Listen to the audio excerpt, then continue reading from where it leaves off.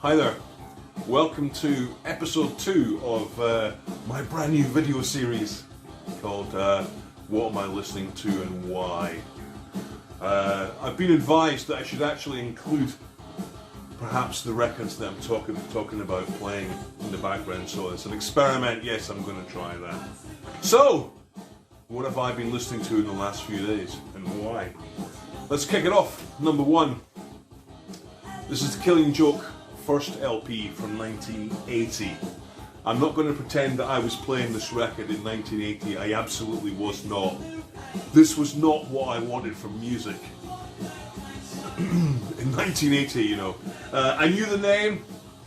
I knew there was somebody called Jazz and somebody called Youth in the band. I don't know what it is with the nicknames. This isn't what I liked at the time, but I like it now. This is a kind of post-punk, industrial kind of rock thing. Very much your post-punk. This is the very definition of what I would call post-punk. And now I really like it. It's incredibly sort of chunky and a little bit dark, but not too fucking dark. It's still pop music, by any stretch of the imagination.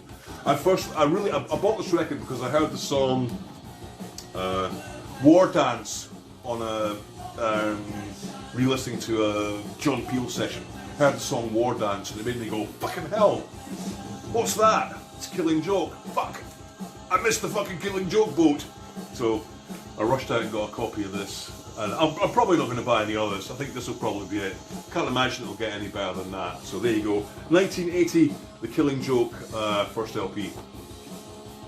Next up is, well, what can I say about this?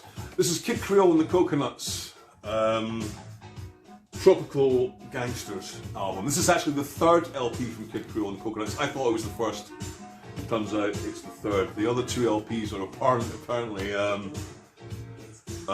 Latin American dance music. So this is just a brilliant piece of disco, whatever whatever that is what this is. Love this LP. I love the singles on it. I love this song, I'm a Wonderful Thing, Baby. I think it's a really funny, really funny piece of work. August Darnell, is that the name? I'm not sure. This was originally supposed to be a solo album of his, and it only became a Kid Creole and the Coconuts album at the last moment, apparently. Mr. Creole himself described this record as a cop-out, which I think is harsh on your own piece of work. I would describe it as a classic cop-out. I know I'll probably get slagged for liking this, but I don't fucking care. What's the song? The single. Stool Pigeon. Fucking amazing. Amazing groove. Fucking brilliant lyric. Everything about it is fantastic. And the clothes are fantastic. So, yeah, I'm not ashamed of this record at all. He said, slightly ashamed. I'm not. Kid Creole and the Coconuts. This was originally going to be called Wise Guys. This was originally going to be called Wise Guys and be a solo album, but it ended up as Kid Creole and the Coconuts, Tropical Gangsters. And it's fucking great. And it's from 1982. Next up is the hilariously bleak work by Malcolm Middleton. This is called Bananas. I'm not sure the exact date on it, it's not listed. It came out I want to say 4 years ago, I don't know. It's beautifully, hilariously bleak. Funny, sad, poignant, a little bit sweary. The music itself is beautiful. The whole thing's downbeat in an upbeat way, if that makes any sense. It's a real fucking grower.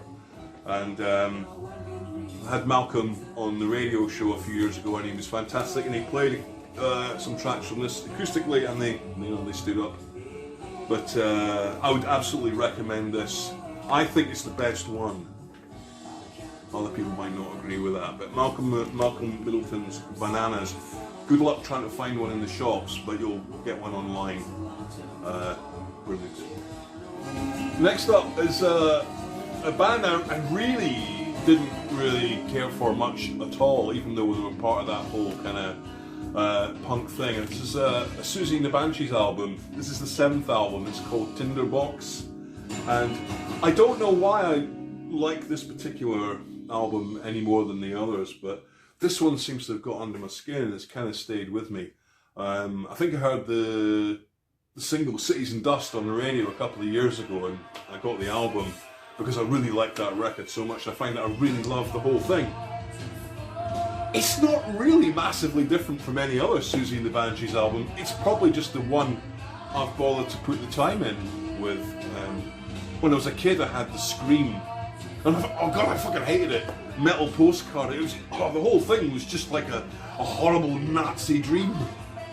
Couldn't bear to listen to it. Put it on, take it off, and go, oh no, quick, get me my Buzzcocks LP as an antidote.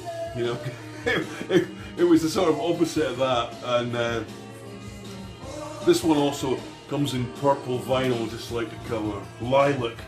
As I say, I don't think it's massively different from any other Siouxsie and the Banshees LP, but it's the one I've got it sort of hooked onto. I can't imagine I'll probably buy any others. This is probably, it's just more than enough for me, likes.